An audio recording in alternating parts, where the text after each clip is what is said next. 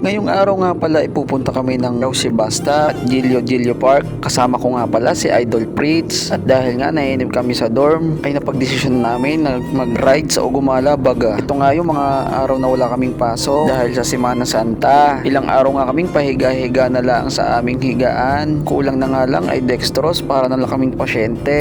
Dito naman sa Taiwan mga idol ay maraming gagalaan. Kasama na lang ang kulang. Dito nga sa part na to ay ang ganda ng view kasi may windmill. May nagtatanong nga sa akin kung bakit puro dagat ang aking ibinablog. Obvious naman guys na maliit lang ang Taiwan at pinapalibutan ito ng dagat. Dito dinaan namin ang famous Yaoshi Bus Stop. Hindi ko nga alam kung anong mayroon dito sa bus stop nito kasi ang dami-dami namang bus stop dito sa Taiwan. Dito nga pala mga idol ay isang tourist spot. Kadalasang nagpapapicture nga dito ay mga Pinoy. Itong iba naman ay mga Vietnamese. Kaya naman ayan, nagpapicture na rin ako. At pagkatapos naman naming daanan ng famous bus stop na yon, ay diretso naman kami sa Gilio Park. Hindi na nga kami nagtagal doon kasi sobrang dami ng tao. Habang papalayo na nga kami sa bus stop na yon, ay iniisip ko pa rin kung anong meron sa bus stop na yon. Kung alam mo nga mga idol, ay pa-comment naman sa comment section. Salamat! At habang nga nasa daan kami ni Idol Fritz, at 30 minutes pa yung biyahe namin papuntang Gilio Parks.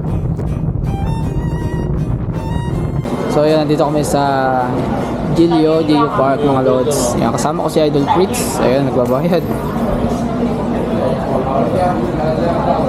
After 30 minutes ay narating na namin. Bumili na nga kami ng ticket na nagkakahalaga na 120 NTD.